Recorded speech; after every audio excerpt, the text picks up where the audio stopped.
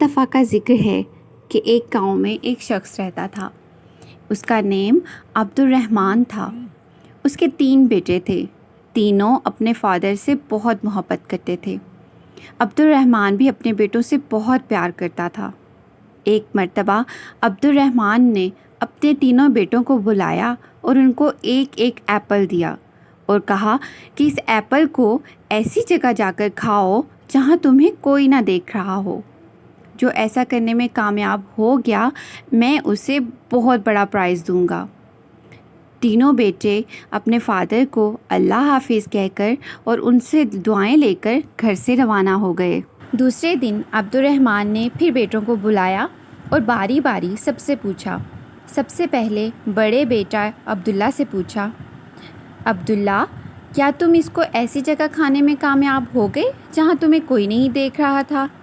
عبداللہ نے جواب دیا، الحمدللہ ابا جان، میں نے 2 سیب ایک درخت کے پیچھے جا کر کھائے، وہاں مجھے کوئی نہیں دیکھ رہا تھا۔ پھر عبد الرحمن نے اپنے دوسرے بیٹے سے پوچھا، یوسف تم بتاؤ تم نے کیا کیا؟ یوسف نے کہا، ابا جان میں نے وہ سیب کمرے میں بند ہو کر اندھیرا کر کے کھائے، ڈیم شیور کہ مجھے وہاں کوئی نہیں دیکھ رہا تھا۔ عبد الرحمن نے تیسرے بیٹے سے پوچھا، سلیم تم نے کیا کیا؟ سلیم نے کہا، ابا جان میں نے کتاب اسمائے حسنہ میں پڑھا ہے کہ اللہ کا ایک نام البصیر ہے، ہر ایک کو ہر حال میں دیکھنے والا۔ میں نے بہت سوچا اور تلاش بھی کیا لیکن مجھے کوئی ایسی جگہ نہیں ملی جہاں میرا اللہ مجھے نہ دیکھ رہا ہو۔ اللہ تو ہر جگہ دیکھتے ہیں، اس لیے میں یہ ایپل نہیں کھا سکا۔ عبد الرحمن اپنے سب سے چھوٹے بیٹے کی عقل مندی پر بہت ہیپی ہوا اور اس کو انعام دیا۔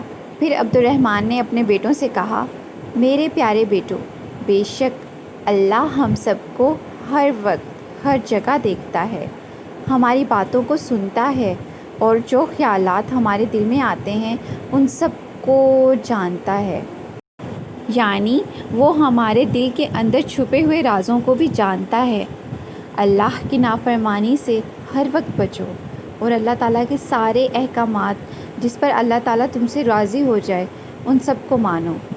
وہ تمہیں دنیا میں راحت، سکون اور اطمینان عطا کرے گا اور مرنے کے بعد ہمیشہ ہمیشہ کے لیے جنت میں گھر دے گا، جہاں انسان جو چاہے گا وہ ہو جائے گا۔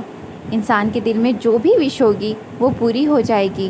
جنت میں ہم ایک پرندہ دیکھیں گے، اس کے کھانے کے لیے ہمارا دل چاہے گا تو فوراً سے وہ فرائی ہو کر پلیٹ میں آ جائے گا، پھر اس کی ہڈیوں پر اللہ تعالیٰ گوشت اور پر لگا دیں گے اور وہ اڑ جائے گا، تو وہاں جنت میں مزے ہی مزے ہوں گے۔